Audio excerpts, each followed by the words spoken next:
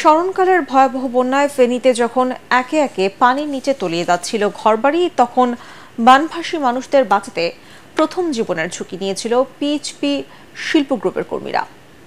ছাগলনাইয়ার নিজ কুঞ্জরায় অবস্থিত পিএইচপি শিল্প গ্রুপের কয়েকশো কর্মী বন্যার শুরুর দিকে কলাগাছ ও ড্রামের ভেলায় উদ্ধার অভিযান শুরু করে পানিবন্দীদের। ফেনীর ছাগলনাইয়া থেকে ফিরে আবুল হাসনাতের রিপোর্ট, জানাচ্ছেন জাহিদুল আলম।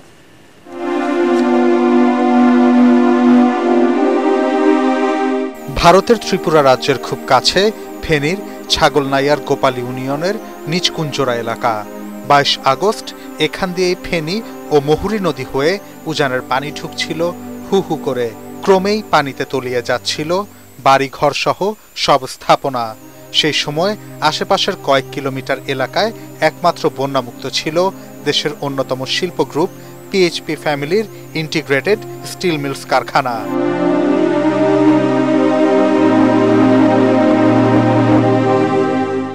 চারিদিকে বন্যার এমন ভয়াল রূপ দেখে উদ্ধার কাজে নেমে পড়েন ওই প্রতিষ্ঠানটির কয়েকশো কর্মী ও কর্মকর্তা।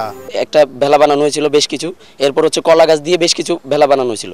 এগুলো দিয়ে আমরা পানি যখন ইনক্রিজ হচ্ছিল তখনই এই গলা পর্যন্ত পানি হয়ে যাচ্ছে, ওই সময় আমরা এগুলো দিয়ে রিস্ক নিয়ে উদ্ধার করছি। যখন ভিতরে যাচ্ছিলাম ওখানে কিছু লোক বলতেছে একটা চর আছে এখানে নদীর ওই পারে, এটা হচ্ছে রুরাল এরিয়া, ওখানে যাওয়া পসিবল না। তো আমরা দুজন ওই রিস্ক নিয়ে গেছিলাম, আরও বোটের সহকর্মী কিছুজন ছিল।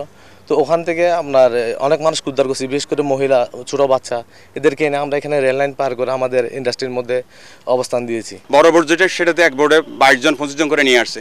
ছোটো একটা বোট যেটা স্পিড সেটা আমাদের 7 জন 8 জন করে নিয়ে আসছে উদ্ধার কাজ। ইভেন আমাদের বোট 22 কিলোমিটার 26 কিলোমিটার পূর্ব দিকে দূরবর্তী অঞ্চলে যায় উদ্ধার কার্যক্রম চালিয়েছে। কয়েকদিন ধরে চলা উদ্ধার অভিযানে যুক্ত হয় চট্টগ্রাম থেকে পিএইচপি ফ্যামিলির পাঠানো 7টি নৌকা। উদ্ধার করা হয় গর্ভবতী নারী, শিশু ও বৃদ্ধ সহ শত শত মানুষ। দুঃসময়ের সেই বর্ণনা উঠে আসে উদ্ধার হওয়া মানুষদের মুখে। গড়ে যখন হাঁটু সমান পানি হয় তখন আমরা মনে করছি পানি চলে যাবে, তখন দেখতেছি খালি বাড়তেছে। পরের দিন সকালে দেখি একবারে গলা সমান পানি হয়ে গেছে। এখানে আমরা অনেকক্ষণ দাঁড়াইছিলাম, অনেক মানুষের যোগাযোগ করছি, কেউ আমাদেরকে উদ্ধার করতে চায় নাই।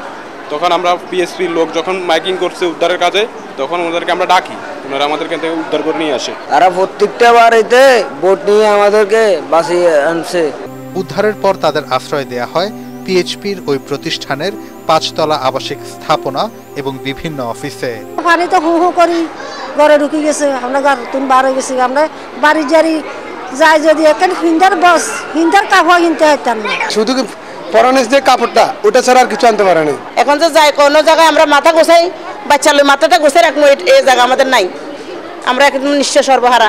জীবন বাঁচলেও এখন কিভাবে শুরু হবে নতুন জীবনের পথ চলা, সেই চিন্তায় শঙ্কিত ফেনীর এই বানভাসী মানুষেরা।